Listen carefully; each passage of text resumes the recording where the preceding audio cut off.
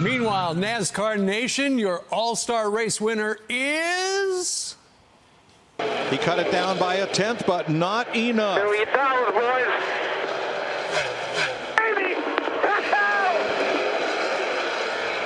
Chase Elliott gets his first. Yes, sir. Super proud of you guys.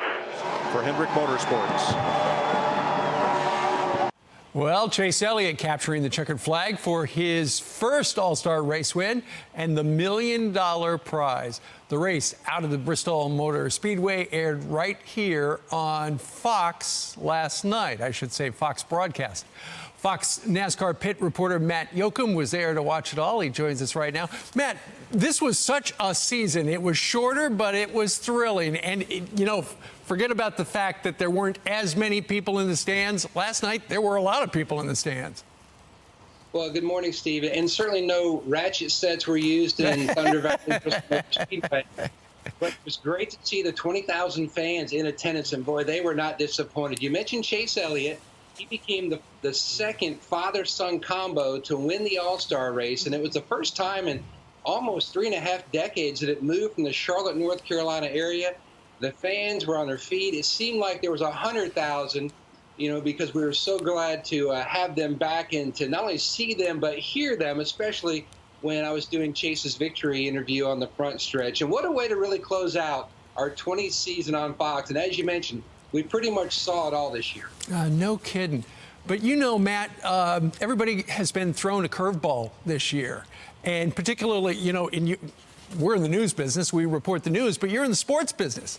And never in a million years probably did anybody ever think, we're going to somehow be locked down, unable to do anything, and then you realize, hey, maybe we can do something, but we've got to change everything.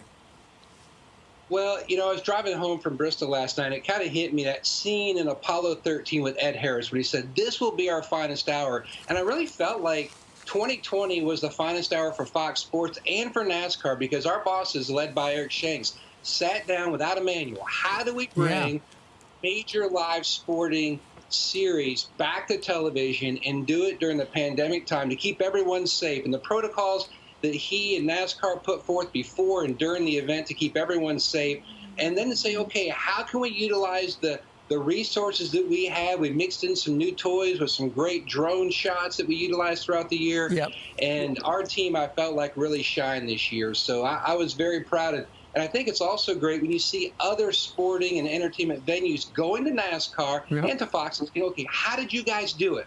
How did you guys make it safe so you guys could bring NASCAR back to the masses? Sure, and they've done it for golf, and golf has been interesting. You're really up close. This has been a challenge for you too, Matt, because you're the one guy on pit row.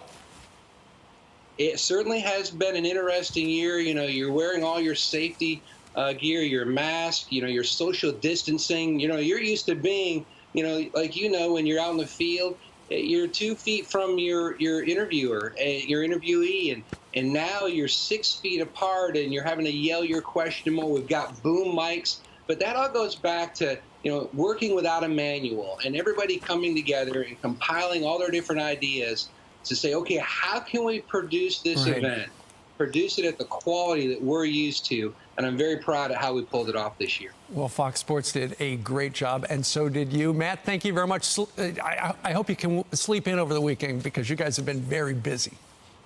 All right. Thanks, Steve. You guys have a great weekend. Matt Yoakum. All right. Thank you.